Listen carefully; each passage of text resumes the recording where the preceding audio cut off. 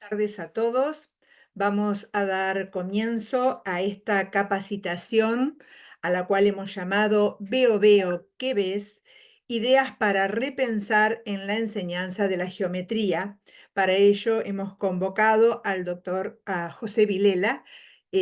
Ahora, a continuación, les voy a contar un poquito quién es José Vilela, que está hoy aquí con nosotros.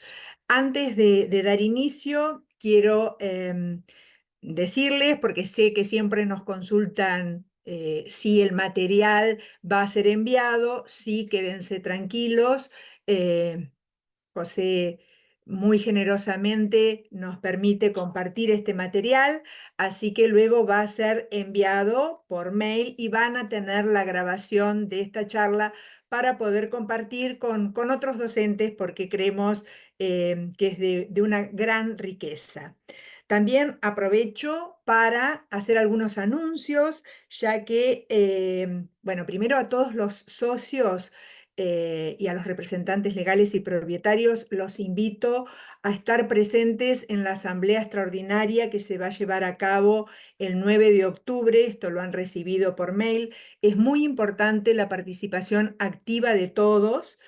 Porque ahí son ustedes, son los socios. Entonces, después de más de 20 años, vamos a hacer una reforma en nuestro estatuto, ya que, como todos saben, la asociación ha crecido mucho, se ha expandido y necesitamos también darle un cambio y una evolución a nuestro estatuto. Así que les pedimos, por favor, que se hagan un ratito para acercarse a la asamblea y, de no ser posible, poder enviar un poder para que otra persona pueda emitir el voto por ustedes.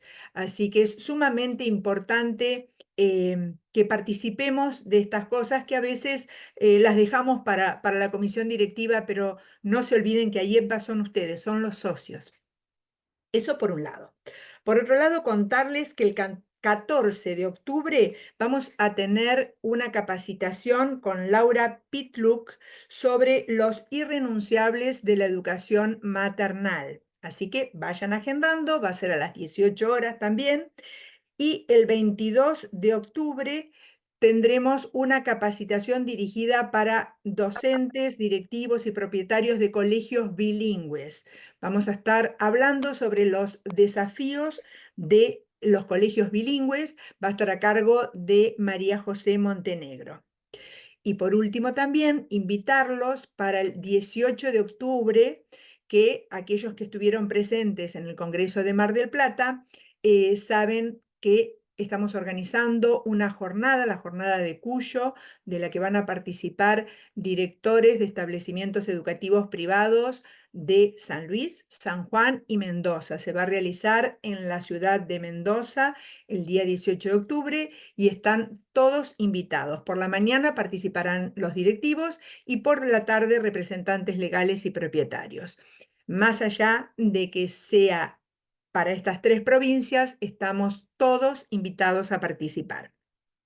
Bueno, y ahora sí, para dar comienzo a esta capacitación, voy a leer brevemente un extensísimo currículum de José Villela.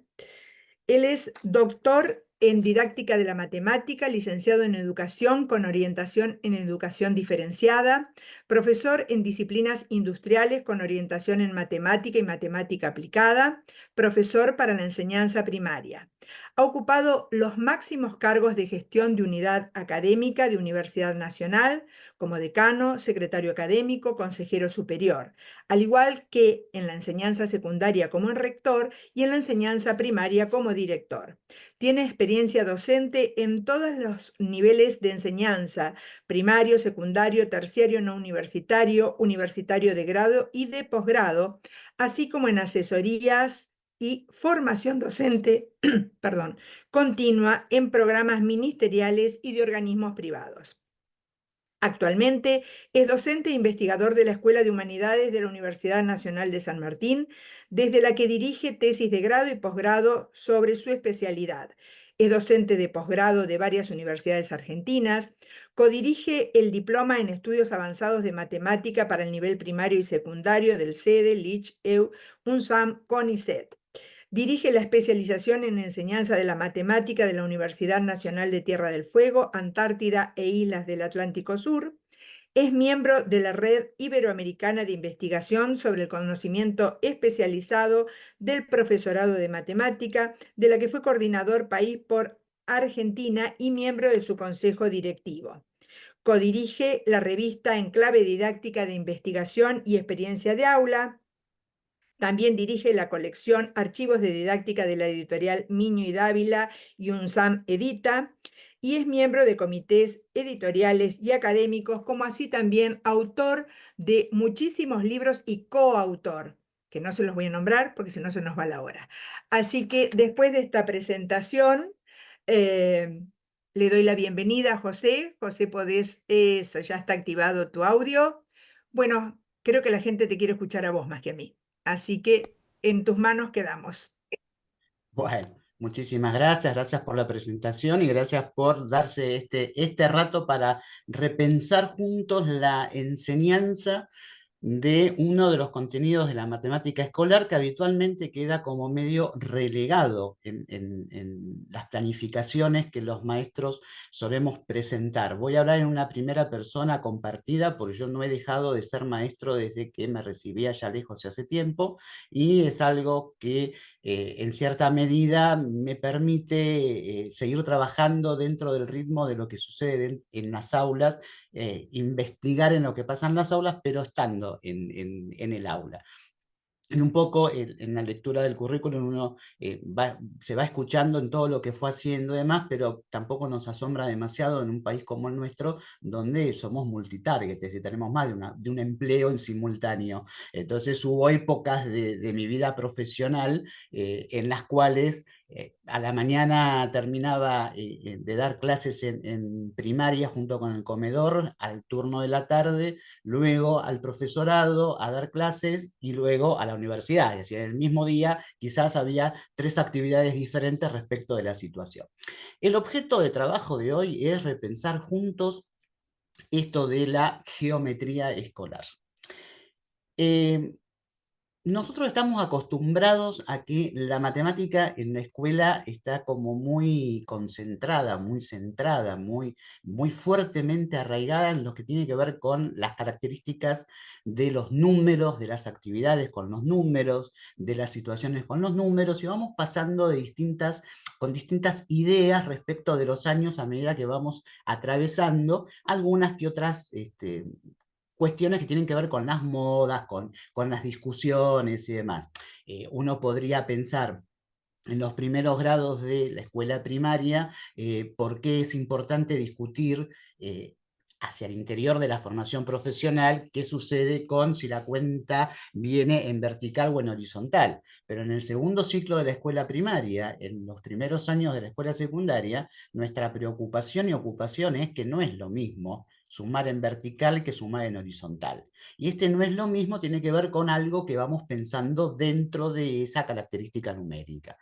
Pero para la geometría no le estamos dando ese nivel de importancia. Las propuestas geométricas que seguimos viendo en muchas de las actividades que proponen los libros o que los maestros recurren, siguen atravesadas por determinados tipos de actividades que quizás recuerdan a las mismas actividades que hacíamos nosotros cuando estábamos en la escuela, y que hoy se ven atravesadas, interpeladas por el uso de la tecnología. Entonces tenemos GeoGebra y rápidamente hemos usado GeoGebra con todas sus ventajas y con todas sus bondades, pero no nos hemos puesto a discutir al interior de cada una de las escuelas y en los proyectos institucionales por qué GeoGebra sí, por qué dejamos el compás de lado, por qué no volvemos o no seguimos trabajando quizás con un cordón, con una soga y un fibrón, y hacemos del compás, el viejo compás manual, ese compás fijo, y después pasamos al GeoGebra. No nos damos ese tiempo porque pareciera que la geometría es algo que viene dado, pero si lo damos en la última parte del año o nos apuramos un rato, tenemos como cierto permiso. Lo mismo sucede cuando leemos en la planificación, que empezamos con perímetro porque es más fácil, porque es más sencillo, y luego damos superficie más adelante en las situaciones que nos van correspondiendo. Pero si venimos discutiendo desde hace un tiempo que en aritmética trabajamos con los problemas del campo aditivo y del campo multiplicativo, si hemos asumido y nos hemos convencido de que cuando le proponemos una suma a un chico, le proponemos una resta, puede hacer cualquier otra cosa. Cuando le proponemos una división, puede sumar y lo aceptamos porque estamos dentro de los campos numéricos, pensar que buscamos el perímetro de una determinada región sin pensar en que estamos cubriendo un área cuando hacemos ese perímetro, o que el volumen y la capacidad están relacionados, pareciera ser como un poco loco en el sentido de, pero el chico es el mismo. Por un lado, le permitimos pensar en que las cosas vienen asociadas, vienen en campos de problemas que se vienen relacionando, y por otro se lo damos separado porque una cuestión es más sencilla o más difícil. Había una autora hace un tiempo atrás que decía que era muy difícil o muy complejo de pensar cómo incorporar a Piaget en el aula. Entonces decía, o se lo damos demasiado rápido y nadie entiende, o se lo damos demasiado tarde y ya todos lo sabían. El dilema de aplicar Piaget, no sabemos cómo aplicar Piaget en aquellas épocas. Hoy estamos atravesando un dilema similar o una preocupación similar respecto a la enseñanza de la geometría. Les comparto unas diapositivas y sobre ellas voy a ir dialogando sobre estas actividades. Y después abrimos un poco de discusión. A ver si esto nos funciona como lo tenemos previsto. ¿Sí? Entonces, la pregunta en el título de la charla tiene con ese paréntesis una primera tensión o una primera idea de cómo pensar lo que venimos trabajando o lo que yo les voy a proponer repensar trabajar. No les voy a dar ejemplos durante esta charla de situaciones para el aula, solo les voy a plantear cómo plantear esas situaciones para el aula, en el sentido de poder repensar qué es lo que necesitamos en las escuelas para que esto suceda. El repensar, ese re entre paréntesis, en realidad tiene que ver con la posibilidad de, si la venimos pensando, seguir pensándola, y si no, volver a pensarla en el sentido de una enseñanza de la geometría en donde lo primero que vamos a decir o lo primero que vamos a trabajar, por eso ese ojo ahí que nos está como mirando, como que nos está preguntando determinadas cuestiones, porque hay una diferencia interesante. A la geometría se la estudia, al espacio se lo vive. Cuando un chico ingresa al jardín, ya viene trabajando desde su casa una cantidad de movimientos, una cantidad de elementos, una cantidad de descubrimientos. En las escuelas, cuando estamos en el jardín, solemos hacerle recorrer la escuela, reconocer el espacio, trabajar con el espacio, pero después vamos cambiando esas situaciones, esas experiencias corporales, educación física, plástica, música, y la hora de matemática se transforma en una hora llena de fórmulas, llena de letras que dicen cosas que no sabemos muy bien por qué, pero que seguimos repitiendo, que las alturas van con H porque vienen del inglés, o que base por altura es la fórmula para calcular una superficie, pero después tiene que ser lado por lado, o que después tiene que ser lado al cuadrado, cuando en realidad todo es lo mismo, todo es base por altura, todas son dos medidas, porque la matemática en eso nos ayuda. No sé cuántos de ustedes se han puesto a pensar en algún momento que ese machete que no corresponde, incorrecto, la matemática nos lo da a diario, en el sentido de cuando trabajamos, por ejemplo, con medida. Nosotros tenemos metros, metros cuadrados, metros cúbicos. La matemática lo que nos dice es si estás usando metros es porque usaste una sola dimensión. Si estás usando metros cuadrados es porque tomaste en cuenta dos dimensiones. Y si estás usando metros cúbicos es porque tomaste en cuenta tres dimensiones. Si no tomaste en cuenta tres y querés un resultado en metros cúbicos, hay algún error. Tenés que copiarte de tu propio machete. Y la letra I que habitualmente usamos, la conjunción y que usamos en lengua y que analizamos, estudiamos y demás, en matemática no se traduce como una suma, sino se traduce como un por. Entonces, si considero el ancho y el alto, o porque tengo un pizarrón, pero si considero el ancho y la profundidad o el fondo en el sentido de un terreno, lo que estoy trabajando es sobre dos. y esas dos dimensiones se multiplican. Cuando podemos hacer entender a los chicos esa lógica de la fórmula, la situación es mucho más sencilla. ¿Qué es lo que propongo con el veo-veo? La geometría es la que se estudia, el espacio es el que se vive. Vivimos en un espacio al cual exploramos y al cual descubrimos. De ese espacio tomamos el concepto de forma y a esa forma la estudiamos. Ahí tiene razón de ser la geometría de la escuela. Ahí tiene razón de ser estudiar geometría, enseñar geometría para que otro la aprenda. Pero en ese enseñar geometría hay algo en lo cual nosotros solemos apoyarnos, que es lo visual. Es la rama de la matemática que se ve, tiene dibujos, tiene algunas características. Por ejemplo, un dibujo o una característica como la que nos da, ahora no me deja avanzar en la presentación, no sé por qué, ahí sí, ¿sí? Entonces, donde hay un primer debate entre estos dos personajes. Acabo de crear el mundo a mi imagen y semejanza, pero hay otro personaje que le dice que obviamente no sabe de geometría. En el sentido, en lo que está poniendo en tela de juicio es esta opción del ver. Opción del ver que, por ejemplo, plásticamente nos pone en tensión Magritte. Cuando Magritte nos muestra este dibujo, él nos dice, esto no es una pipa. Si nosotros esto lo traducimos a términos de alumnos, a términos de los chicos, empezamos a tener una discusión dentro del aula. Lo que yo les estoy proponiendo es que el aula de matemáticas sea un aula de debate, que el aula de matemáticas sea un aula en la cual los chicos puedan hablar, tengan la palabra junto con su maestro. No es un aula en la cual se diferencia de los debates que armamos en las ciencias sociales para poder establecer argumentos. En matemáticas también hay que argumentar. En matemática también hay que decir por qué.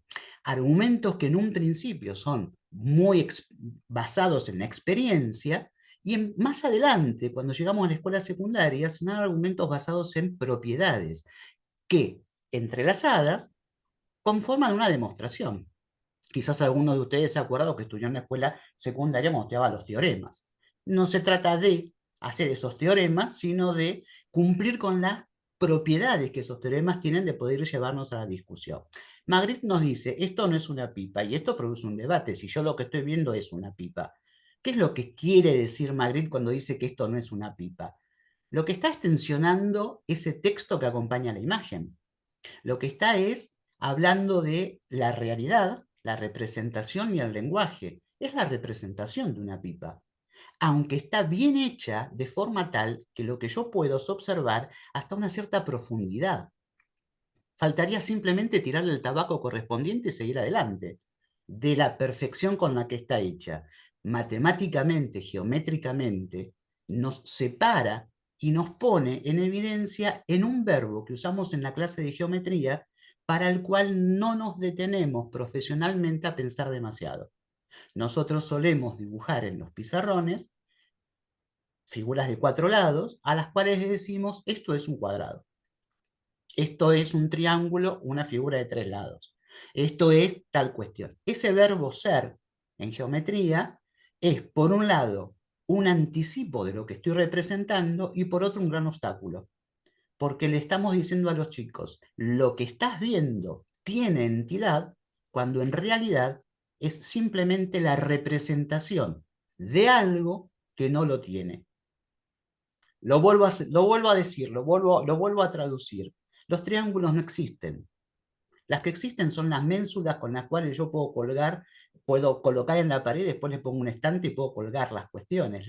Los que existen son los soportes para los cuales los puentes no se caigan.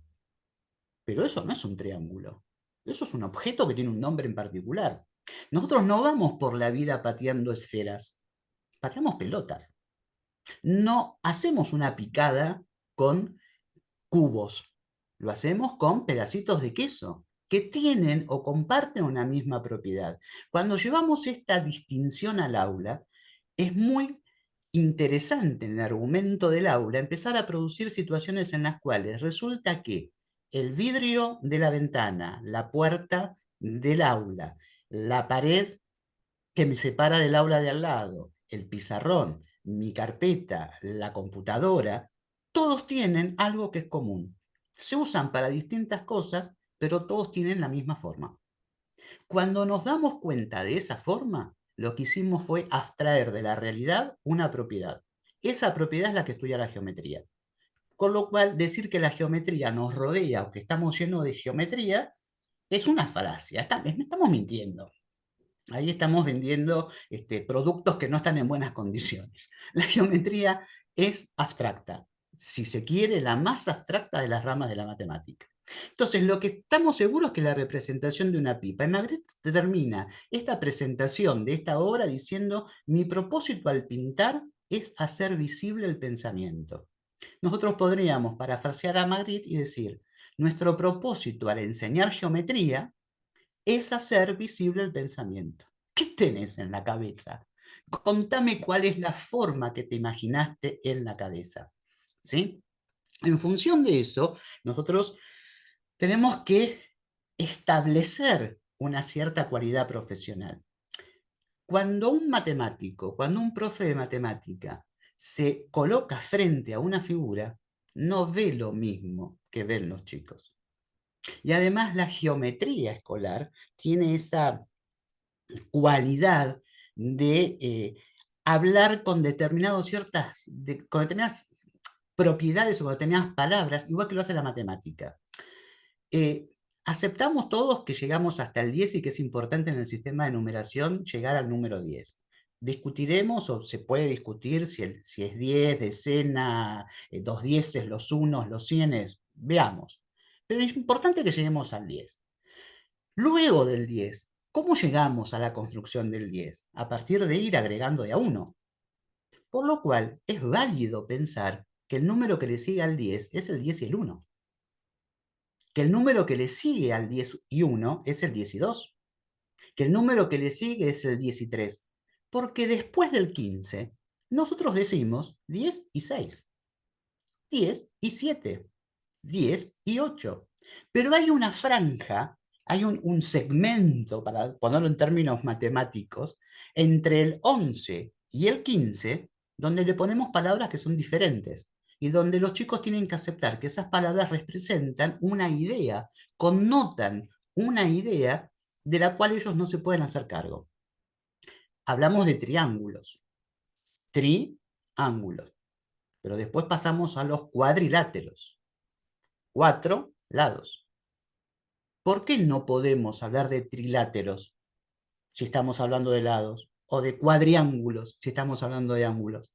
Son esas cuestiones matemáticas que venimos trabajando desde hace muchísimos años y de las cuales no nos hacemos cargo profesionalmente en la escuela de tensionarla con los chicos, para que los chicos entiendan de lo que están hablando y no solo repitan lo que están trabajando. Una cuestión importante es que nosotros vemos algo como adultos. Los que hacemos matemática vemos algo como profesores de matemática y los chicos ven otra cosa. ¿Sí? Frente a esto uno puede decir: es precioso, es hermoso. ¿Qué es? Y eso puede ser, por ejemplo, una fracción de un patio, donde lo que yo tengo son baldosas. Las baldosas me dan la sensación de que estoy trabajando con cubos, de que tengo un teselado que es un cubo. El teselado es una figura que tiene una propiedad que es que no tiene agujeros. Entonces, el hecho de usar colores, el hecho de usar negro, blanco, el hecho de usar rayas, me da a mí la noción de profundidad. Yo estoy viendo eso, pero cada uno de ustedes puede estar viendo otra cosa. Lo mismo le sucede a los chicos, ¿sí? Las figuras geométricas se construyen con instrumentos que nos permiten ver determinado tipo de cosas. Y no todos vemos lo mismo frente a la misma figura. Por lo que la condición o la cuestión interesante es determinar qué es lo que ven nuestros ojos. Esto es un cuadro. Y entonces son los girasoles. Y yo los estoy viendo y los puedo compartir y puedo discutir y puedo trabajar y puedo... pero cuando esto se transforma en matemática, de esos girasoles, lo que a mí me queda es esto, que es el dibujo geométrico. Si uno todos los puntos rojos y trabajo sobre esos puntos rojos, y un profesor de plástica nos puede ayudar, Esa es la representación geométrica del girasol que tengo del otro lado. ¿Con qué lentes veo uno u otro? El girasol del cuadro lo veo con la mirada con la que veo la fotografía, trato de recordar un paisaje, trato de ver el trazo de la pintura, trato de ver qué es lo que me quiso decir el autor. En la matemática lo que trato es de trabajar con sus propiedades. Las lentes que me permiten pasar a mí de una para la otra es la lente de la propiedad. Por lo cual, ese verbo es, ese verbo ser en la expresión, nos está diciendo, ves una cosa que en realidad no estás viendo, sino que estás mirando. Vuelvo con esto. ¿Cuál es el desafío profesional? Determinar cuáles son las lentes. ¿Y a qué estamos acostumbrados cuando hacemos geometría en la escuela? A que trabajamos con instrumentos de geometría para que los chicos construyan figuras geométricas. Entonces construimos triángulos, cuadriláteros, diferenciamos un cuadrado de un rectángulo, de un rombo, hacemos una cantidad de elementos. Pero de esa forma no se ve, de esa forma se mira. El desafío al profesional de la enseñanza, el desafío a nosotros dentro del aula, es empezar a pensar que para entender lo que es una figura geométrica, no se trata de construirla, sino de deconstruirla. Es decir, de intentar ver lo que la figura me muestra. Una cosa es mirarla, otra cosa es verla. Una cosa es reconocer alguna de sus elementos y otra cosa es entender cuáles son esas composiciones. Porque de lo contrario, nunca vamos a poder llegar a entender por qué el cuadrado, cuando a nosotros nos dicen sos un cuadrado, por ejemplo, y nos insultan con esa frase, uno puede decir, menos mal que te diste cuenta. Bienvenido sea al mundo de la razón por la cual te diste cuenta que soy brillante. ¿Por qué soy brillante? Porque el cuadrado es la representación, la figura que contiene la mayor de las propiedades. El cuadrado es un rombo rectangular o es un rectángulo romboidal. El cuadrado es el cuadrilátero que por ser paralelogramo con lados iguales y un ángulo recto, contiene todas las propiedades de su familia de cuadriláteros. El cuadrado es brillante, pero para que yo pueda seguir diciendo esto, no lo puedo poner en el pizarrón como una definición. Es decir, el cuadrado es ese verbo puesto ahí y empezar a poner condiciones, sino que lo que tengo que ayudar a los chicos es a que puedan visualizar, ver ese cuadrado, no solo mirarlo, verlo. Esto tiene que ver con que nosotros mostramos figuras simples, figuras compuestas, teselados, como ejemplos de miradas, pero lo que tenemos es que educar la vista, guiar la vista, para que saquemos propiedades, relaciones, clasificaciones, para que podamos armar estas figuras que hemos visto en varios libros, en varias situaciones, en varias cuestiones. Si tomamos en cuenta esta diferencia entre mirar y ver, y fíjense que yo hasta el momento no hablé de perímetro, superficie, de fórmula, de nada. Yo estoy trabajando hacia el interior de la geometría, hacia el basamento de la geometría, meternos dentro del mundo geométrico para que nosotros podamos disfrutarlo. Si lo disfrutamos nosotros, lo van a disfrutar los chicos.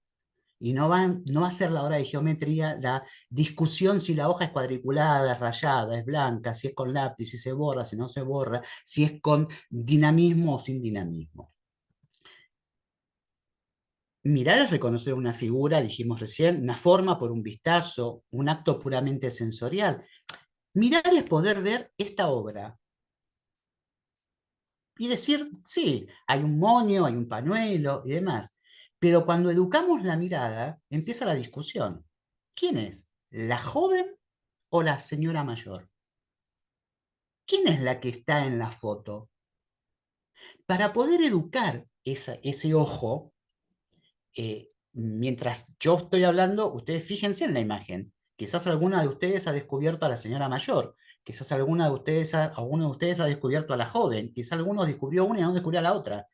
¿Sí? Estas ilusiones ópticas a las cuales estamos muy acostumbrados quizás en algunas revistas y demás, se pueden llevar al aula para hacer esta distinción entre mirar y ver. Distinción que es una distinción profesional, no es una distinción a términos de los alumnos de la escuela primaria o de la escuela secundaria.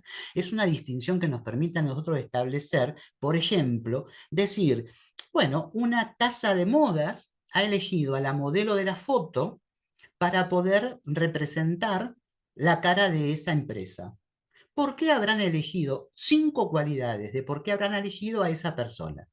Si esto lo damos en un aula con 20, 25, 30, 35 chicos, seguramente algunos verán a la joven y dirán cuáles son las propiedades mediante las cuales esa persona puede representar a la casa de moda, y otros verán a la persona mayor y dirán cosas de la persona mayor. Y otros se darán cuenta de que podían dar cualquiera de las dos. Lo que estamos es haciendo juegos que nos permitan educar esa mirada, para poder ver, para poder saber mirar, para poder captar signos y rasgos específicos, para poder inferir informaciones específicas.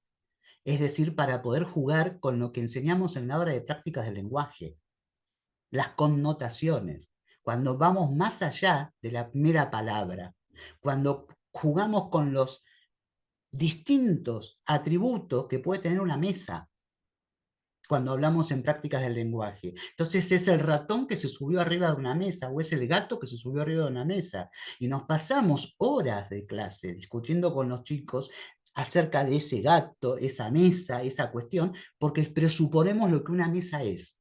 Bueno, en geometría tenemos que enseñarles también a educar la mirada para presuponer cuál es ese objeto que hay ahí. Porque ustedes me dirán, esto que estás mostrando ahora puede ser un triángulo de los que usan música con una construcción un poco más gruesa respecto de sus lados, que va a sonar horrible. Pero si educamos la mirada, nos vamos a dar cuenta que en el primer insight de la imagen, yo miro y veo un triángulo, que no lo es porque tiene un espesor. Pero si sigo mirando y eduqué mi mirada para verlo, voy a decir, eso es imposible, eso no existe. Eso no se puede construir. Si yo solo quiero hacer con cartón o lo quiero hacer con plastilina, no podría hacerlo, porque es una forma geométrica que no tiene una adentro y una afuera. Hay una complicación geométrica y fíjense ustedes si siguen por el lado de los oscuros o por el lado de los claros, por donde cada uno de nosotros va a estar con el detalle más arraigado. Y aquí volvemos a lo que decíamos antes. Fíjense que acá yo no estoy hablando de colores. No se trata de cuadrados rojos, triángulos verdes, rectángulos celestes. El color no es un atributo matemático. El espesor no es un atributo matemático. La rugosidad no es un atributo matemático. El atributo matemático es la forma. Y a partir de ahí, ¿cómo la puedo estudiar? Entonces, ¿qué nos pasa con los chicos? Se quedan en formas que aprenden desde el jardín. Empezamos con el jardín con formas que pinchan porque terminan en punta, seño. Tienen bordes, seño. Tienen palos de costado que no los dejan salir, que después se llamarán lados, se llamarán vértices, se llamarán aristas, depende de dónde yo esté trabajando, pero son como situaciones a las cuales muchas veces desde la investigación llamamos obstáculos. Obstáculos quiere decir, nada más y nada menos que son conocimientos que se quedan tan arraigados que no salen o que no permiten que otros aparezcan para darles otra vida. El obstáculo es un conocimiento, el obstáculo es algo que se construyó. Es lo que nos pasa con los más chicos cuando damos multiplicación y descubren que multiplicar es agrandar, y entonces terminan diciendo, multiplicar es agrandar, señor. Si nosotros ahí no nos paramos y decimos, paren, no siempre, por ahora, porque después eso queda como un obstáculo para cuando vemos el número racional, cuando vemos el número con coma, donde cuando yo multiplico no agrando, como elemento de trabajo. Pasa lo mismo en geometría, es el mismo chico, es el mismo destinatario, es el mismo chico del segundo ciclo de la escuela primaria, es el mismo chico de la escuela secundaria. No pueden prolongar, por lo tanto no pueden trabajar con demostraciones abstractas, no pueden trabajar no se pueden meter dentro de la forma para sacar sus propiedades. Suelen tomar medidas en el dibujo y recurrir a valores numéricos, pero no pueden hablar con el dibujo, no pueden mantener un diálogo. Ustedes dirán, está totalmente loco, va a dialogar con un cuadrado. Y sí, esa es la idea, dialogar con un rombo, dialogar con un cuadrado. El rombo no es el cometa o no es el cuadrado al que le dio el viento un golpe de costado por la ventana abierta y entonces en vez de estar apoyados en uno de sus lados se apoyan en uno de sus vértices. No es eso. Para que un cuadrado sea un rombo, cumple con determinadas propiedades. Para que un rombo sea cuadrado, cumple con determinadas propiedades. Tengo que dialogar con la forma, tengo que meterme dentro de la forma. Ese es el desafío de la geometría. Y el meterse dentro de la forma tiene que aparecer o debería aparecer desde los primeros grados de la primaria y seguir durante la secundaria con aliados como son básicamente el movimiento, el cuerpo movimiento. El cuerpo en movimiento genera exposiciones, expresiones, anticipaciones que son espaciales, de las cuales voy a sacar propiedades que son geométricas. No puedo ir a buscar al patio de la escuela ejemplos de cuadrados, porque no los hay. Porque en el patio de la escuela tengo baldosas. Baldosas que tienen una forma similar a la de determinadas cuestiones. Porque el cuadrado no existe. Y esto es la tensión que decía del veo inicial de la charla. Estamos hablando de un mundo de fantasía, del cual nosotros nos hacemos cargo porque nos encanta, pues es el mundo de la forma, pues es el mundo que podemos asociar. Pero nosotros lo que tenemos en la realidad son objetos a los cuales podemos asir con nuestras manos. Las hojas en las cuales ustedes pueden estar tomando alguna nota, despreciamos de esa hoja el espesor, pero la podemos tener en la mano porque tienen espesor, porque tienen largo, ancho y alto, porque la realidad es tridimensionada. Los egipcios dibujaban sus frisos en dos dimensiones, entonces nunca tenían profundidad. La plástica nos fue a buscar el punto de fuga para poder establecer una perspectiva. Entonces no podemos ejemplificar o no deberíamos ejemplificar que las rectas paralelas son como las vías del ferrocarril, en las cuales si ustedes se paran entre las vías se dan cuenta que son rectas que nunca se cortan. Mentira, se cortan. Mis ojos las ven hacia el fondo y se cortan en un punto. Entonces, no hay ejemplos de, hay objetos que comparten formas y esas formas son las que la matemática estudia, las que la matemática trabaja. Entonces, ¿qué hacemos con los chicos? ¿Juegos o actividades? ¿Ejercicios o problemas? ¿La ciencia o la realidad? Y estas preguntas están asociadas a una corriente didáctica, de didáctica de la matemática, que tiene que ver fundamentalmente con dónde busco las actividades y cómo armo el escenario de aprendizaje dentro del aula. Eh, Les comento el autor simplemente como para hacer la referencia, no porque lo vayamos a desarrollar. Es Oles Cosmose, que es el autor de lo que es la educación matemática crítica. Es un danés que estudia fundamentalmente, se pregunta, cuando la escuela secundaria termina a los 15 años en Dinamarca, ¿qué matemática le ofreció a sus alumnos que empezaron a trabajarla en la sala de tres para que sean ciudadanos críticos de la realidad en la que se van a insertar? Esa es la pregunta de trabajo. Y entonces él lo que nos va, lo que aporta a nuestro debate, de lo que nosotros sacamos elementos, es cuál es el elemento motivador de la clase de geometría, que es la que nosotros estamos trabajando en este caso. ¿Son los juegos o son las actividades? Un juego es una actividad que tiene un fin, divertirme. Y por lo general tiene una finalidad suprema que es yo juego para ganar. Entonces necesito ganar y demás. La lógica del juego la puedo trabajar en una actividad, pero cuando armo actividades, la actividad tiene otra lógica de trabajo. Busca una respuesta y busca una discusión. Cuando la respuesta es una respuesta que apela a mi memoria, yo necesito recordarla, lo que tengo es un ejercicio. Cuando lo que yo necesito es tomar en cuenta distintas alternativas, es decir, cuando lo que yo necesito es pelearme conmigo mismo para ver por dónde salgo, lo que tengo es un problema. En realidad, para muchos de nosotros, el problema está todos los días, porque todos los días tengo que tomar decisiones. El problema no me lo dan, el problema me lo construyo yo, cuando leo la realidad y establezco con esa realidad un diálogo.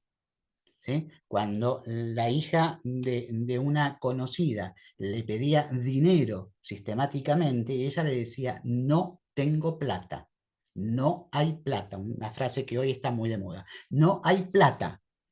Y la nena le decía, ¿y cuál es el problema? Y la mamá le contestaba, no tengo plata, anda a la pared y decirle al señor de la pared que te la dé. Cuando hicimos la asociación, lo que la nena recordaba es a su mamá poniendo una tarjeta en un cajero automático que estaba en una pared. Entonces, para la fantasía de esa criatura, no había un problema, era simplemente un ejercicio. Hay que ir a una pared y pedirle plata a la pared, la pared te la da. No hay ningún otro recurso al respecto. Por eso a nosotros profesionalmente, como maestros, como profesores, muchas veces pensamos en una actividad que es sumamente compleja o que tiene alternativas y para los chicos es simplemente un ejercicio. O a la inversa, pensamos en algo que debería ser sumamente sencillo y para los chicos termina siendo un problema.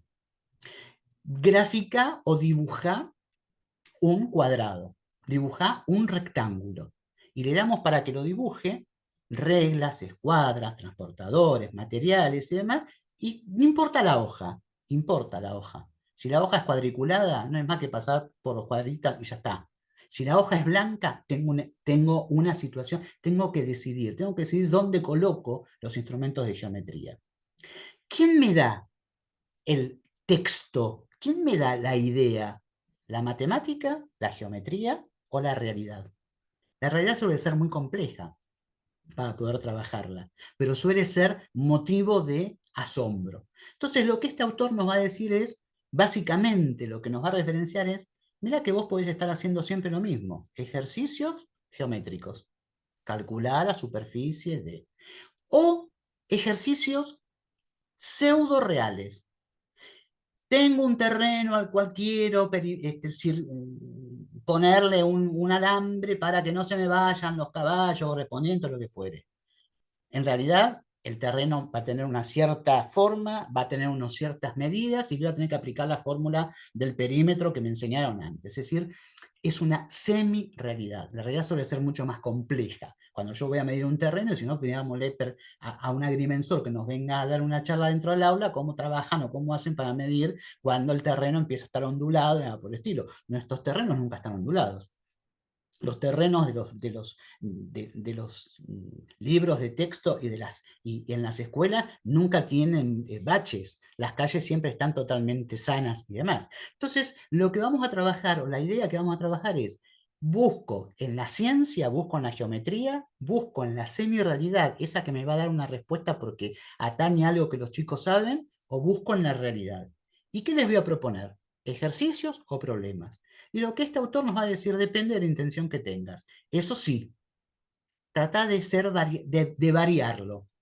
No todo se calcula con superficie, no todo se calcula con perímetro, no todo se calcula con volumen. Varía la cuestión. Por ejemplo, una variación sería darles una latita de la que los chicos toman de gaseosa habitualmente y preguntarles, ¿cuánta gaseosa tomás? 375 centímetros cúbicos, 300 centímetros cúbicos. Y ahora, cuando yo la aprieto, con la fuerza con la cual yo la puedo apretar, ¿cuánto tomas? ¿Cómo podés decir cuánto hay ahí adentro? ¿Cuánto va a entrar dentro de la lata? Y la podemos cargar con agua. Bueno, vayamos, veamos alternativas. No se trata de encontrar si son 200, 215, 212, sino cuáles son las alternativas mediante las cuales fue capaz de poder explicar qué es lo que hizo. Y lo que hizo tiene que ver con el hecho de voy a cargar agua, con lo cual voy a colocarle agua adentro. Es decir, que ahí tengo un elemento de debate. Hay algo que entra dentro de otra cosa, capacidad y volumen. Tengo que calcular cuánto agua, cuánta cantidad de agua hay dentro. ¿Cómo calculo la cantidad de agua? Puedo trasvasar, puedo ir a un elemento que tenga unidades de medida. Puedo hacer varias situaciones a partir de un simple juego de apretarle una lata que estaba trabajando. En función de eso, llegamos a la geometría y Michel Serres es un personaje, digo un personaje no por falta de respeto, sino que es alguien que viene que viene de la ingeniería, de la matemática y se fue al mundo de las humanidades. ¿Sí? Es un filósofo de la matemática. Y la definición que él da de la geometría, que es esa que yo les estoy compartiendo, hay algo que es importante, porque no importa cómo, no importa de qué forma, ¿sí? Lo más interesante es que ninguna forma mostrada sobre él, sobre cualquier soporte, sería capaz de corresponder a la que en verdad mide y demuestra. Es decir, lo que veo no es lo que veo. A lo que veo le tengo que dar un ejemplo, le tengo que dar una connotación. Una connotación que tiene que ver con los contenidos. Los contenidos de la geometría escolar son representaciones, que además, como el yogur cuando vamos a comprar al supermercado, tiene fecha de vencimiento. ¿Sí? Hoy dibujamos con otros instrumentos, hoy trabajamos sobre otros soportes. Por supuesto que el cuadrado sigue siendo cuadrado, por supuesto que el círculo sigue siendo círculo, por supuesto que las formas geométricas siguen siendo las formas geométricas, pero los contenidos que antes estudiábamos dan paso a contenidos nuevos. Hoy la pregunta de la geometría escolar no pasa por cuán difícil es dibujar un cuadrado o un triángulo, sino discutir acerca de qué hace que un cuadrado sea cuadrado y no sea rectángulo. ¿O qué hace que un rectángulo sea rectángulo y no sea cuadrado?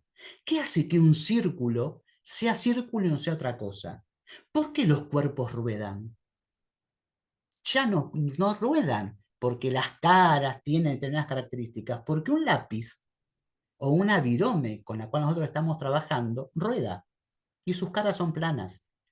Entonces, la pregunta no pasa por el tipo de cara, sino pasa por qué hace que algo pueda ser o no una determinada cuestión. Es decir, que la geometría se mete mucho más adentro de aquello que solamente es la cáscara. Esa cáscara que intentamos que los chicos no tomen como obras puras.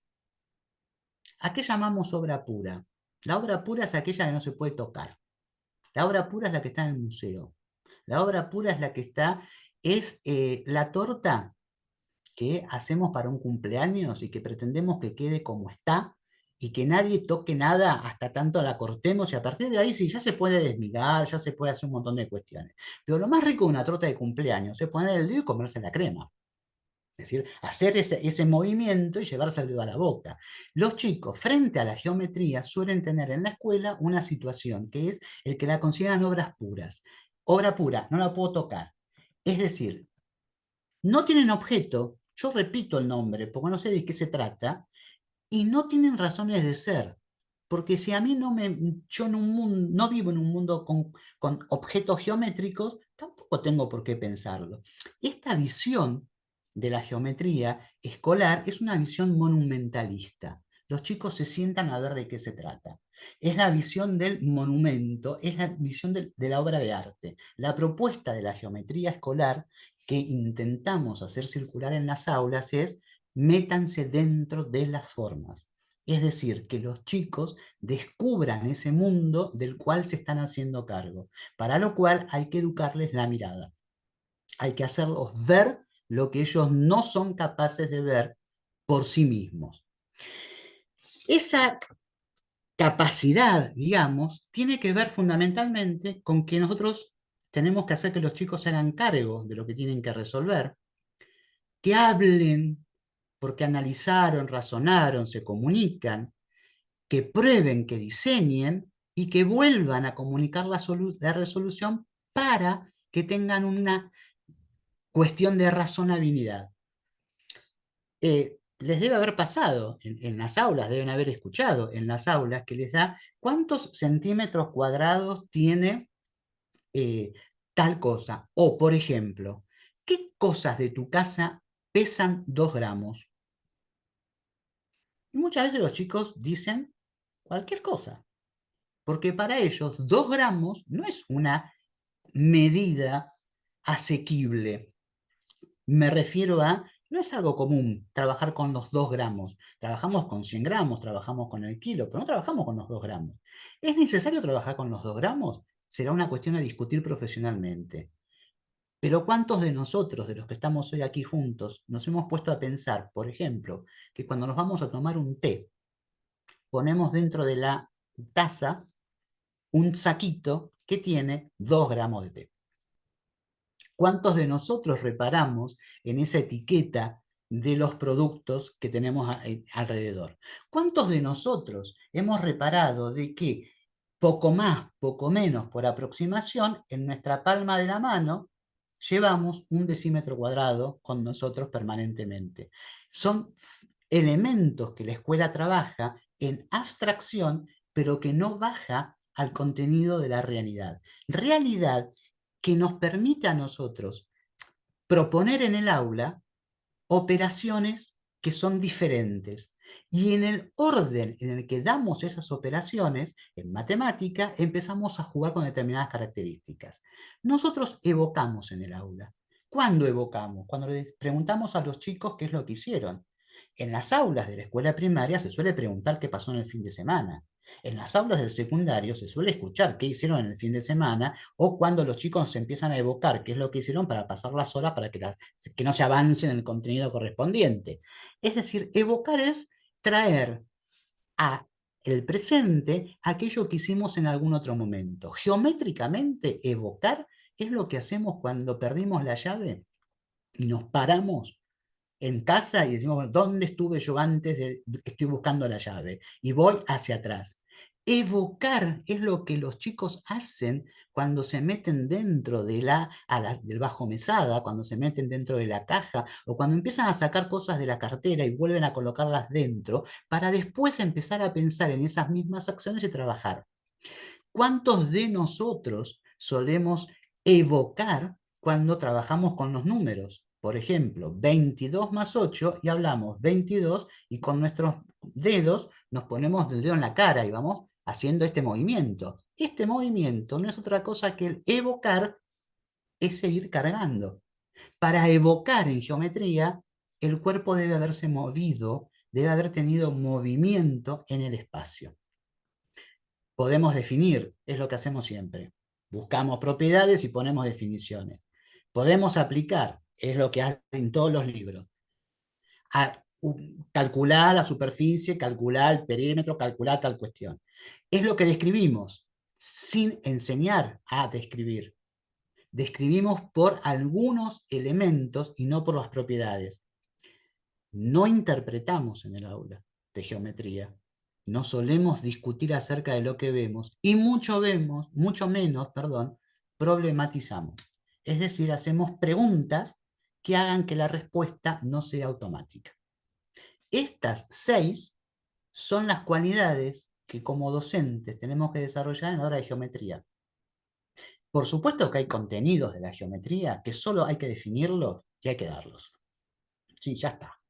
Hay que multiplicar largo y ancho, ya está, base por altura y no vamos a discutir más que eso y se terminó. Pero sí vamos a problematizar otras cuestiones. Pasa con todos los contenidos de la matemática escolar. Algunas cosas son llaves que abren otras puertas. En la escuela secundaria damos los límites para trabajar con las derivadas. Damos algunos elementos para trabajar con otros. Tenemos que tratar de ver cuáles son los que colocamos y cuáles dejamos de lado. En esta dinámica del aula, lo que yo propongo, en concordancia con algunos autores, es que nosotros como docentes escuchemos. En la formación del profesorado no solemos tener demasiado tiempo destinado a formar a los futuros maestros, a los futuros profesores, en una función institucional de importancia escolar como es escuchar. Pero escuchar, otra vez juego con las palabras, no es poner el oído. Escuchar es meterse en la lógica del otro. Para enseñar a escuchar, nada mejor que dialogar con los autores históricos. Nosotros repetimos teorema de Pitágoras, cuadrado de la hipotenusa igual a la suma de los cuadrados de los catetos. Para saber o aprender a escuchar, hay que sentarse y decir, señor Pitágoras, ¿qué quiso decir cuando dijo esto?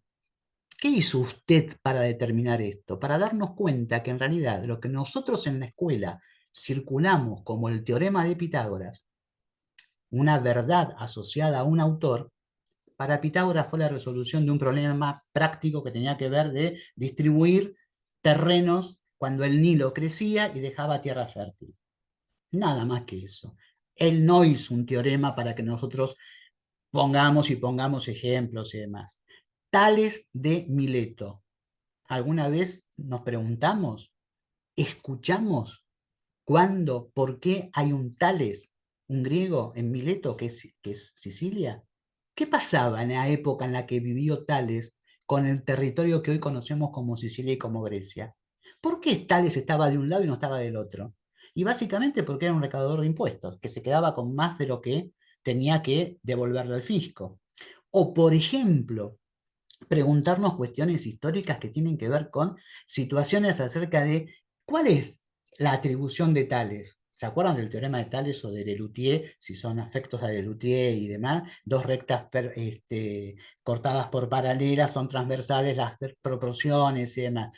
Nada más rico que el teorema de Tales cuando cada uno de ustedes compra un salame, una longaniza, y con un cuchillo la va cortando para poner dentro de la mesa la picada. Cada vez que con el cuchillo cortan una rodaja de esa longaniza, están aplicando el teorema de Tales. Si vamos a llevar una baguette al aula y la vamos a cortar en fracciones, en pedacitos para hacer tostadas, junto con los chicos, estamos aplicando el teorema de Tales. Ninguna fórmula, ninguna solución, la aplicación de aquello que estamos trabajando. Esas respuestas tienen que ver con escuchar, que tiene que ver con una actividad intelectual. Voy a pasar estas diapositivas, que ustedes las van a tener de todas maneras, para llegar a esta, en la cual escuchar es ponerse en la cabeza del otro. Y además entender que las soluciones de los otros no son las que yo quizás tenía prevista que iba a tener en geometría. ¿Y esto qué me da como resultado o qué nos da como resultado?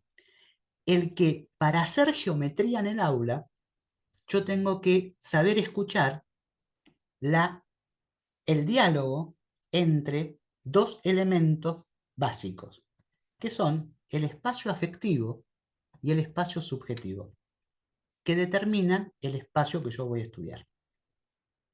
El espacio afectivo, cómo yo me siento en el lugar; el espacio subjetivo, qué es lo que yo hago en ese lugar para poder determinar cómo capto la forma que ese espacio tiene. Ese espacio requiere de acciones a las cuales yo puedo recurrir para que los chicos puedan trabajar. No hablé de fórmulas, no hablé de construcción de fórmulas. Estoy diciendo, a ese espacio yo lo puedo observar. A ese espacio lo puedo percibir. Observar y percibir no es lo mismo. Percibir es lo que yo veo, es subjetivo. Observar es objetivo.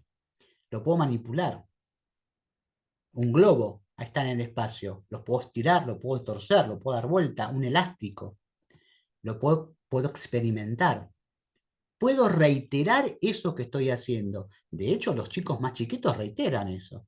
Cuando aprenden a salir de la sala e irse al baño de la escuela, suelen reiterar el mismo camino que les enseñó la maestra de jardín. Los chicos de primaria suelen hacer ese mismo paso, los chicos de secundario. Se mecaniza, se rutiniza y se llega a la evocación. ¿Dónde en este análisis del espacio aparece la geometría? Ahí, en la evocación. Cuando yo puedo recordar todo eso que le hice al espacio, cuando yo puedo jugar con todo eso que le hice al espacio, cuando yo puedo ir al cine y puedo entrar, como vamos ahora cuando vamos al cine, en una penumbra, cuando yo puedo evocar que cuando me fui a dormir dejé mi comedor organizado de una determinada manera y hay alguien que lamentablemente me corrió la silla del lugar, y yo me la llevé puesta cuando me levanté a tomar agua, porque yo esa silla no la tenía en ese espacio que yo estoy pensando, me estoy representando en la cabeza. Por eso simplemente lo dejo y lo presento como un problema. Es mucho más fácil hacer geometría con una criatura que es, con una persona que es ciega de nacimiento, que hacerlo con una persona vidente o con una persona que ha quedado ciega después de haber visto. Porque la imaginación con la que podemos establecer las relaciones con el espacio son de diferente estilo. Ahora, ese espacio es un espacio pensado. Comencé la charla diciendo, la geometría, el espacio se vive, la geometría se estudia, la geometría se piensa. Se piensa desde un primer espacio de formas, de adentro a afuera, cerca a lejos, un primer espacio de deformaciones, acerca de lo que yo puedo ver, a un espacio perfecto. Es el espacio métrico, el espacio de la medida. Es el espacio que privilegia la escuela. La escuela monta toda su enseñanza de la geometría en el espacio métrico. Por eso la fórmula, por eso los perímetros, por eso los números, por eso las cuestiones. Cuando la geometría vuelve a lo topológico, a la exploración, vuelve a la deformación que nos da lo proyectivo, la geometría empieza a relacionarse con ese espacio que le dio origen. En función de eso, ¿sí? Nosotros tenemos relaciones diferentes, que son lo que vemos dentro, lo que vemos en comparación y lo que nos permite hacer redes. Técnicamente, esto es lo que nos ha enseñado o nos trabajaron el matrimonio Evangel. ¿Qué quiere decir esto? Yo le pregunto a un chico, por ejemplo, ¿qué es un triángulo isósceles? Y un chico contesta, es el triángulo que tiene dos lados iguales y uno desigual, y el tercero desigual. Y entonces yo me quedo, como diría Bangiel, te quedaste con una sensación de hay un sabor a poco, hay un sabor a algo que no termina de cerrar. ¿Qué tiene que ver el tercer lado? Si triángulo, ya me decían que eran tres lados. Con que me digas que dos son iguales, del tercero no me tenés que decir nada. ¿Qué dice Bangiel? Le preguntaste acá, en el nivel, le preguntaste en el escalón, en el primer escalón de la escalera, para que él te conteste en el subsuelo.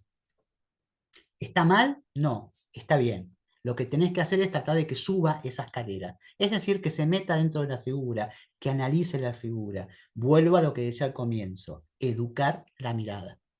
Cuando esto se logra, tengo dos tipos de posibilidades.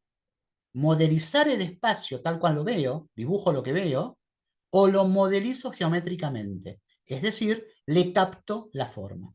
Ese proceso de modelización es el que me permite sacar lo más importante para llegar al pensamiento abstracto. Es decir, me quedo con los, prescindo de los atributos irrelevantes, color, textura, habíamos dicho antes, me quedo con los relevantes y obtengo la definición geométrica.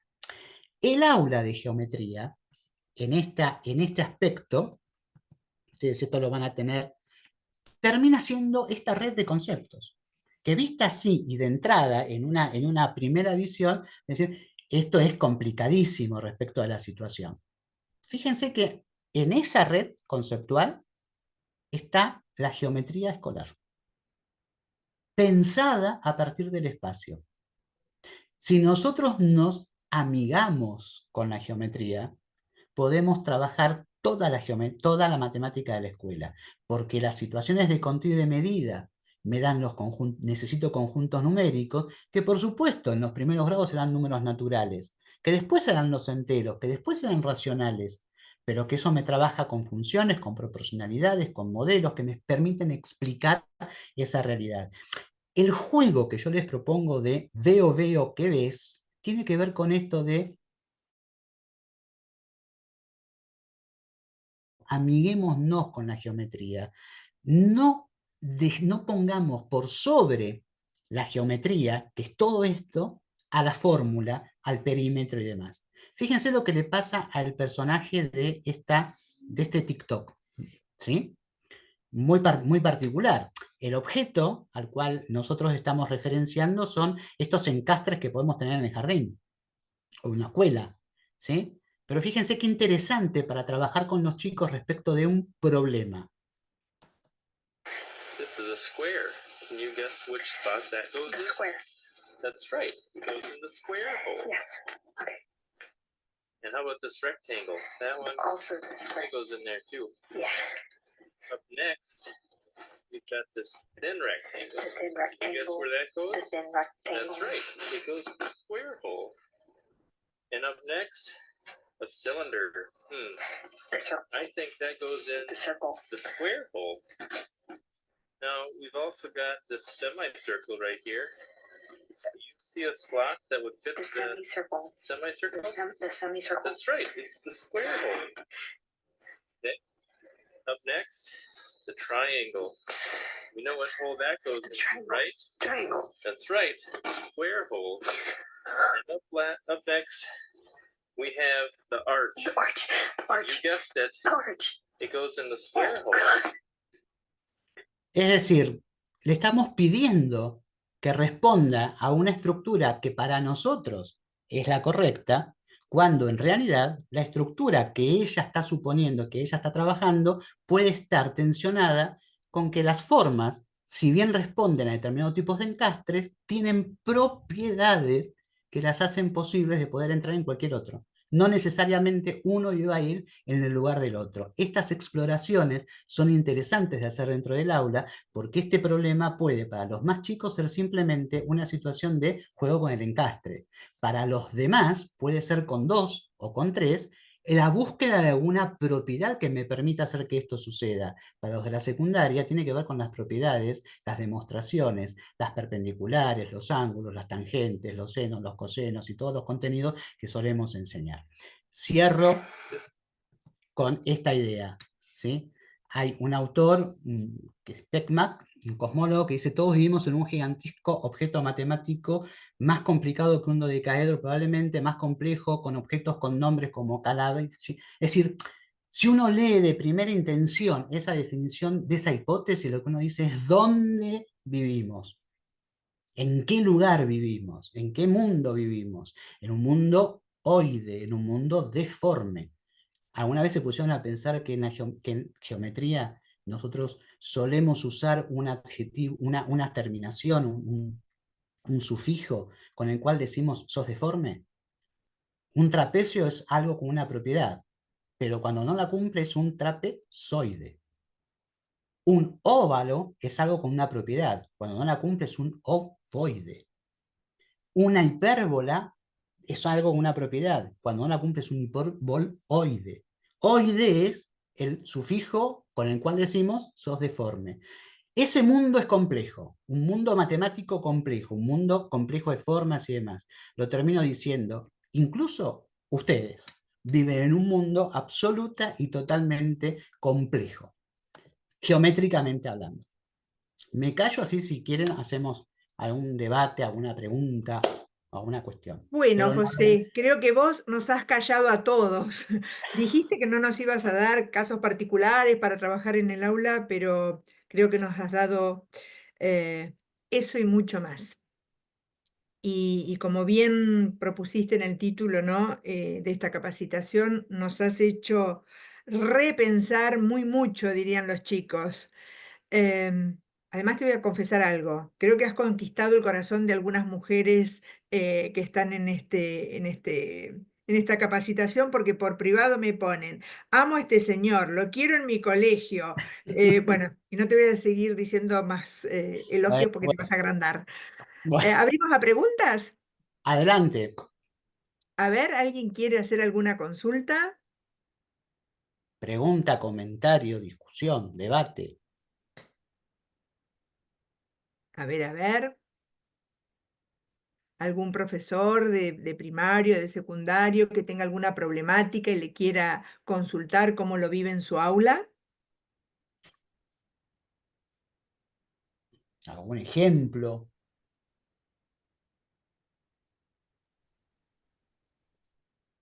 ¿Cuál crees vos que es el mayor obstáculo que hoy tienen los profesores para enseñar y los alumnos para aprender De geometría hablamos. de geometría?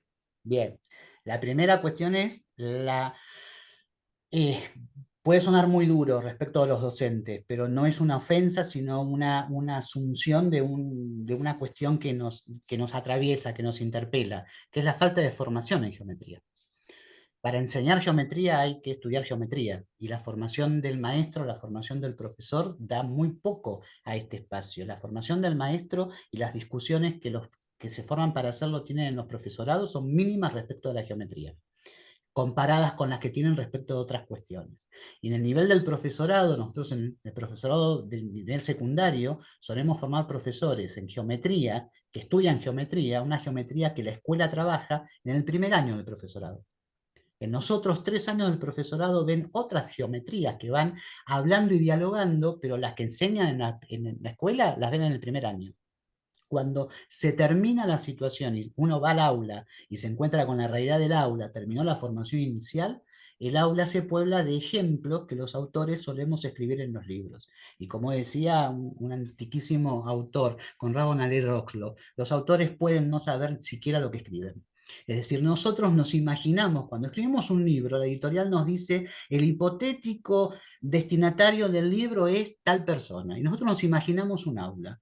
El aula que nosotros tenemos en la cabeza y por la cual armamos el libro no es la misma que tiene cada uno de nosotros cuando va al aula real, cuando va al aula de todos los días. Entonces hay un primer obstáculo que tiene que ver con esto. No tenemos los contenidos suficientemente discutidos como para poder trabajarlos. Y en el caso de los chicos, no se les da una posibilidad de debatir, de discutir. Hemos aprendido que las prácticas del lenguaje tienen que ver con la posibilidad de que los chicos discutan, hablen, se pongan en situaciones. Hemos aprendido que las ciencias sociales no pueden ser las que quizás estudiábamos nosotros de la pregunta y la respuesta en el mismo libro, en donde no estaban apareciendo. No sé, hablamos del Ejército Grande de Urquiza cuando vino a la provincia de Buenos Aires, cuando bajó del Entre Ríos y demás, y llaman los panzas verdes.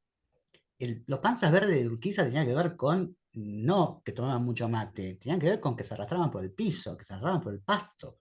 Entonces, cuando nosotros podemos humanizar las áreas de la escuela, estamos en condiciones de que los chicos se quieran meter, es decir, que no quieran faltar al aula porque hoy me van a sorprender con algo.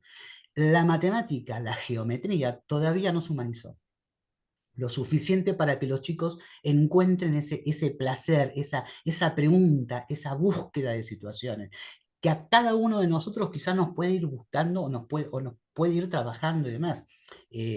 Voy al ámbito de lo personal. Mi papá era tornero en madera. Su tornería era una tornería artesanal, no era industrial. Mi papá trabajaba con lo que después yo empecé a llamar prismas de madera, que llegaban a mi casa, y cuando yo lo iba a visitar a su taller, yo lo veía a mi papá trabajando con determinado tipo de cuestiones que tenían que ver con sus instrumentos y demás. De ese prisma salía la columna del barandal de una escalera, salía la pata de una mesa.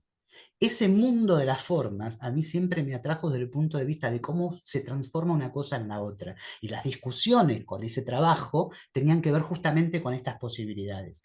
En la escuela no nos damos tiempo para eso. El obstáculo es que corremos demasiado con determinado tipo de cuestiones que no tienen que ver necesariamente con nosotros como responsables, tienen que ver con un sistema educativo que te dice que el alumno que ingresa a la universidad no sabe ¿de qué se trata? Por eso fracasa, por lo que la escuela secundaria es responsable de esa formación deficiente. Una escuela secundaria que te dice que la deficiencia la tiene la escuela primaria que los egresa sin que los chicos sepan determinado tipo de cuestiones. Una escuela primaria que te dice que los chicos ingresan sin hábitos básicos que el jardín no te dio. En definitiva, la culpa la tiene ese espermatozoide, ese óvulo que no vamos a ver dónde salieron, en función de características. Siempre buscamos la culpa en el nivel. Pero el sistema nos lleva un poco a eso. No sé si te contesté, pero la idea es esa, digamos. Me parece que Sí, lo que sí, hay es está claro. no se humaniza. La matemática, la geometría, no se da permiso para humanizarse. somos perfectos. ¿Viste que está ese halo de que la matemática es perfección, la matemática es un nivel de experimentación espectacular, que cuando nos ponemos y nos queremos a trabajar es espectacular. Acabo de ver una pregunta, para trabajar Sí, cuerpos hay geométricos. varias ahora. Ahí, dale, Bueno, empezá. primero Graciela te dice, excelente José, me encantó, aprendí mucho, mucho, Gracias. amo la geometría, pensé que estaba loca cuando estratégicamente utilizo geometría analítica. Siempre les pregunto, ¿qué ves? ¿Qué más ves? Esto dice Graciela. Diana Ábalos dice, con respecto al nivel primario, ¿es o no conveniente realizar un juego como disparador de la clase, ya que eso también resulta como motivador, no solo con la geometría, sino en sí con la matemática en sí? Yo te diría que la escuela primaria, la secundaria también con otro nivel, pero la escuela debería ser un gran juego. El juego es la actividad básica de los chicos. Es decir, los chicos aman jugar y nosotros podemos jugar junto con los chicos, lo cual no significa quedarnos en el juego o en la anécdota del juego. El desafío profesional es, a partir del juego, ¿qué saco como elemento para trabajar? A ver, no quiero decir con esto como nos enseñaron, vuelvo al ejemplo de las prácticas del lenguaje. Yo fui formado en un mundo de aula en la cual nosotros de un texto sacábamos sustantivos, adjetivos, o sea, el texto lo exprimíamos hasta la máxima expresión y sacábamos todo. Es decir, que el placer de la lectura quedaba como en un segundo plano. Algunos de nosotros que queríamos trabajar con el placer de la lectura, lo que decíamos es, hoy leemos y no sacamos nada. Y vemos y jugamos con los personajes. Otro día sacaremos sustantivos y demás. Lo mismo sucede en geometría, en matemática. Jugar es placentero, jugar, explorar es hermoso. Lo que después hay que buscar es cómo trabajo sobre lo que jugué para problematizar y para preguntar. Preguntarles a los chicos, ¿cuántos de ustedes entran en un metro cúbico? Es jugar. No puedo esperar como respuesta lápiz y papel y que hagan cuentas. Lo que yo tengo que incentivar es que armen un metro cúbico. Es decir, que armen una caja de un metro cúbico. Y si no quiero poner cartones, cartones, cartones, simplemente con las aristas. Y que se metan y que respeten. Las cantidades de preguntas que podemos hacer respecto de las aristas, los vértices, los lados, como lo queramos llamar y demás, tiene que ver con esas preguntas que incluso aprendemos a leer en la historia. Cuando nos dicen un texto de un diario, nos dice, en la plaza había decenas de miles de personas en la manifestación. Juguemos a una manifestación en el patio. ¿Cuántas decenas de miles de chicos pueden entrar en el patio? Dicho de esta forma, los chicos te van a decir muchos, te van a decir un montón. Decenas de miles es desde 10.000 hasta 99.999. Todo eso es decenas de mil. Ahí está la pregunta matemática. La pregunta geométrica. En una plaza, porque la policía vio 50.000 y el gremialista vio 80.000. ¿Quién tiene razón? Depende de cuál sea mi camiseta, pero la plaza no se estira. La plaza tiene recovecos, la plaza tiene paredes, la plaza tiene limitantes. Esa es la pregunta geométrica. Ahí es donde el juego deja de ser juego para hacer debate, lo cual no significa que tenga que ser aburrido, ni tenga que ser pesado, ni tenga que ser algo por lo cual los pibes no quieren ir a la escuela. Al contrario, juego, pongo el cuerpo, pongo el movimiento y trabajo. Educación física juegan al vóley los chicos. ¿Por qué yo no puedo jugar al vóley dentro del aula de matemáticas? Si yo puedo jugar al vóley con un globo. Y en vez de que el chico diga a quién le va tirando el globo dentro del aula, que se tenga que imaginar cuál es el jugador que lo tiene que agarrar, sin que le dé el nombre. Le pongo una variable dentro del trabajo. Los franceses dirían una variable didáctica dentro del trabajo. No lo puedes nombrar, lo tenés que ubicar. ¿Qué significa que lo tengo que ubicar? Coordenada sintética, largo y ancho. Lo tengo que poner en un punto de coordenada. Lo tengo que poner en la batalla naval. ¿Se entiende? Si jugar es eso, es ir, poner el cuerpo, es disfrutar. Y en la escuela los chicos tienen que disfrutar. Por eso yo jugaría todos los días, todo el Muy día. bien. Comparto plenamente. Acá Graciela te pregunta, ¿por qué decís que un cuadrado puede ser un rombo? Tenía entendido que no, por lo que el rombo no tiene ángulo recto. Me quedó la duda, gracias. Bien. Los cuadriláteros pueden ser o no paralelogramas. A ver, hago todo el recorrido. Un cuadrilátero puede ser es un trapecio o no. ¿Cuándo una figura de 4 lados es un trapecio? Cuando al menos un par de sus lados es paralelo. Entonces, yo tengo, esto es un trapecio. Ahora, existen algunos cuadriláteros que tienen a estos dos paralelos y a estos dos paralelos. Esos se llaman paralelogramos. Dentro de la familia de los paralelogramos hay algunos que tienen un ángulo recto. Uno. Obviamente, si son paralelogramos y cumplen con la propiedad, los otros 3 también son rectos. Decir que un rectángulo tiene 4 ángulos rectos es una redundancia. Un rectángulo es un paralelogramo con un ángulo recto. Los otros 3 no pueden no serlo. Sí o sí lo tienen que ser. ¿Sí? El rectángulo es un cuadrilátero que tiene un paralelogramo que tiene un ángulo recto. El cuadrado es un rectángulo. Es un cuadrilátero que tiene un ángulo recto. Algunos de esos cuadriláteros, algunos de esos paralelogramos, no tienen ángulo recto, pero tienen lados iguales. A esos paralelogramos se los llama rombo. Pero hay un paralelogramo que tiene lados iguales y un ángulo recto. Ese es el cuadrado.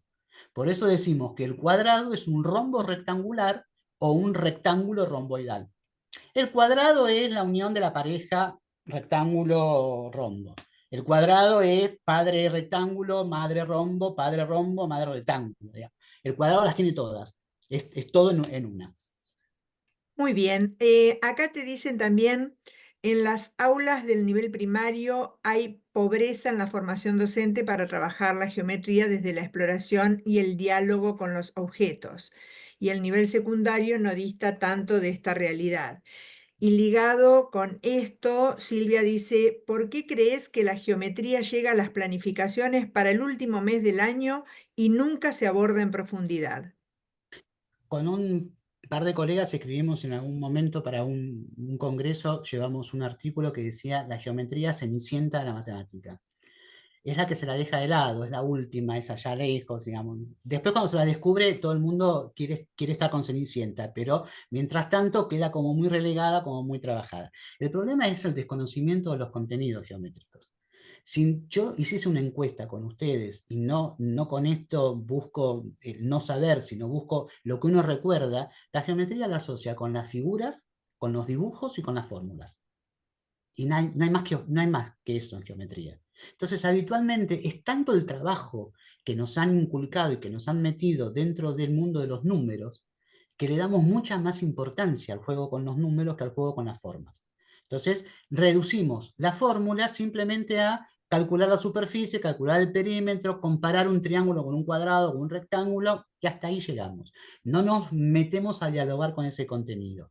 En la escuela secundaria nos vamos todavía a cosas más complejas, como ya empieza el juego con el álgebra, empieza la geometría analítica. La escuela primaria es geometría sintética. La escuela primaria es una escuela de formas, figuras y nombres. La escuela secundaria a eso le agrega fórmulas.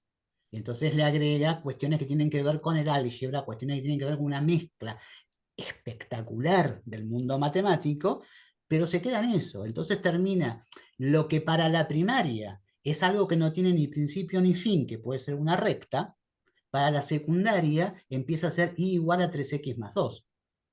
Y esa y igual a 3x más 2 no es lo mismo que f de x igual a 3x más 2, son dos cosas diferentes. Nos quedamos en ese mundo y nos olvidamos del mundo geométrico. Y habitualmente porque tampoco nosotros estamos acostumbrados a educar nuestra mirada. Nosotros vamos a un museo y nos dejamos llevar por aquello que nos gusta al respecto y más. Y hay otras cosas que pasamos de largo. Y quizás el que está al lado nuestro nos dice, pero vos te diste cuenta de aquello que está ahí o aquello que está allá. A mí me suelen hacer bromas y demás. Cuando uno va a una verdulería, a una frutería y va a comprar un ananá, ¿sí? Tiene sus mañas para comprar un ananá respecto de ciertas cuestiones y demás. Yo voy a comprar el ananá y yo lo que le busco es la espiral. Entonces me miran diciendo, ¿de qué estás hablando? La espiral. La espiral que tiene la ananá tiene una espiral, que es una espiral que es el número áureo. Nada más y nada menos que eso. Es el número. Yo voy a buscar el número áureo. La ananá tiene el número áureo, me lo llevo. La ananá no tiene el número áureo, no me lo de, no me gusta. No lo quiero, no me lo llevo respecto de eso. Van a una verdulería de bolivianos, es diferente a una verdulería de peruanos. Si yo tengo un aula con chicos que vienen de esas comunidades, me pueden explicar qué hacen sus padres para venderme los productos. Los bolivianos tienen sus verdulerías en multicolores. Los peruanos las tienen ordenadas por degradé de colores. Fíjense que no todas las verdulerías exhiben sus productos de la misma forma, que no es la lógica que sigue el supermercado. El supermercado tiene una lógica totalmente diferente respecto de la forma asociada a lo que me están vendiendo. Es interesantísimo. Preguntarle a un chico, no lo hagas, porque si vas al supermercado no te van a dejar entrar más. Pero ¿qué pasa si tenés las latas apiladas y querés sacarlas de abajo de todo? ¿Qué sucedería si? Bueno, a ver, vamos a hacerlo en el aula. Hacerlo en el aula es jugar al Shenga. Ir sacando. Me olvidé del Shenga original. Voy a la propiedad geométrica, que me dice que no cualquier cosa se puede hacer de cualquier manera. Pero para eso hay que sentarse a uno darse permiso de analizar y de estudiar la geometría. Darse permiso uno como adulto. Si yo hablo de geometría, trabajo con geometría, toda la geometría que uno quiere y demás. Si yo estoy con el auto y detrás de mí hay un camión, hay un colectivo o hay alguien que me está haciendo bocina y demás, estaciono en 3 movimientos sin ningún tipo de problema. Si yo voy con el auto y no tengo a nadie detrás, busco un garage cercano para poder estacionar porque no meto el auto en 3 movimientos ni ahí. Y sin embargo, en la cabeza tengo el movimiento del espacio. No nos damos permiso nosotros para trabajar. Bueno, Exacto. voy a hacerte una última pregunta Y dale, porque ya hasta estamos morder hielo. sobre el cierre.